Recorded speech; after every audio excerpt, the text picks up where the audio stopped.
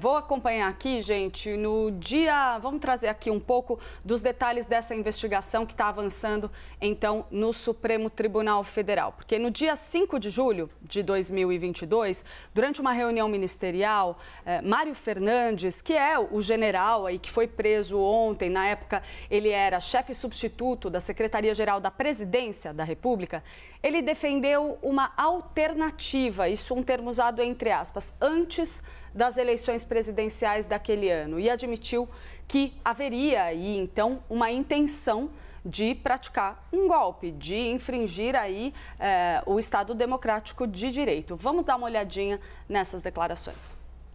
Nós estamos nas vésperas do primeiro turno. E aí, com a própria pressão internacional, a liberdade de ação do senhor e do governo vai ser bem menor. A população vai começar a acreditar que não está tranquilo. O governo não tomou uma medida mais radical, está tranquilo. Então, eu acho que, realmente, nós temos que ter um prazo para que isso aconteça e não para que eles raciocinem, que é importante avaliar essa possibilidade, mas, principalmente, para que uma alternativa seja tomada, como o senhor disse, antes que aconteça. Porque no momento que acontecer, o que vai? É 64 de novo? É uma junta de governo? É o governo militar? É um atraso de tudo que se avançou no país? Porque isso vai acontecer. O país vai ser todo desarticulado. Então tem que ser antes. Tem que acontecer antes. Como nós queremos, dentro do estado de normalidade. Mas é muito melhor assumir um pequeno risco de conturbar o país, pensando assim, para que aconteça antes, do que assumir um risco muito maior na conturbação do DNA. Quando a fotografia lá foi de quem a fraude determinada.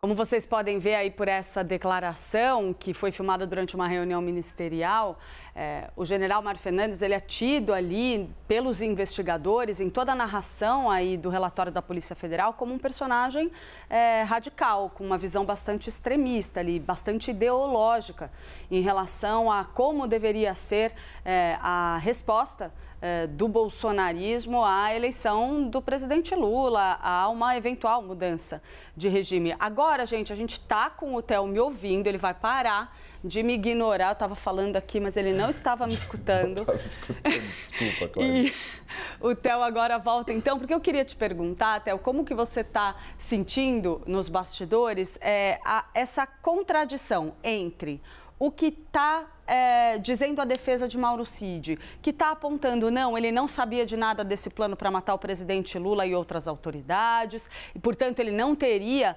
infringido os termos da sua delação, e a posição dos investigadores, porque a nossa apuração aqui da equipe da CNN, a Tainá Falcão já trouxe isso desde ontem de manhã, tem a percepção de que sim, ele sabia. E no próprio relatório da Polícia Federal, a gente tem vários elementos que apontam na direção de Mauro Cid. Como que você está sentindo aí nas suas conversas essa contradição? Porque tem essa dúvida, né? As provas vão valer, não vão valer? Exato, Clarice, vamos lá. Agora sim, só um complemento. A gente viu agora uma parte do discurso do Márcio Fernandes, general de Brigada do Exército Brasileiro, na reunião em que ele era ministro interino da Secretaria-Geral da Presidência e admite um risco de conturbar o país antes das eleições. Ele é, pela Polícia Federal, considerado o mais radical dos militares que faziam parte do núcleo militar nesse suposto esquema investigado pela Polícia Federal. Só um complemento ao que a gente acabou de ouvir e que é muito importante porque já remonta àquela reunião que aconteceu no dia 5 de julho no Palácio, em que o presidente convocou uma série de ministros para que eles defendessem o discurso de fraude nas urnas às vésperas das eleições, que foi gravada essa reunião e estava no computador do Mauro Cid, foi tornada pública em fevereiro desse ano. Sobre o Mauro Cid, sobre essas contradições, sobre essas omissões, o que chama a atenção dos investigadores é o fato de as conversas indicarem que tudo era repassado a ele. Esse era o principal ponto que chama a atenção dos investigadores, ou seja, como ele não sabia da existência de um plano, como diz ele, à Polícia Federal, como ele disse ontem, a Polícia Federal e a defesa bate nessa tecla, se ele vinha sendo abastecido por esses militares, esses 4 militares e também pelo agente da Polícia Federal, obviamente nesse esquema em que cada um tinha a sua própria função. Isso é o que mais chama a atenção e ainda não colou na avaliação dos investigadores da Polícia Federal, dos delegados que acompanham esse caso, fazem esse relatório de mais de 220 páginas e que ontem ouviram o Mauro Cid. Então, esse é um dos principais pontos. Como tudo se deu, se ele concentrava essas informações, se ele recebia o compilado do balanço das ações que vinham sendo realizadas, das ações que vinham sendo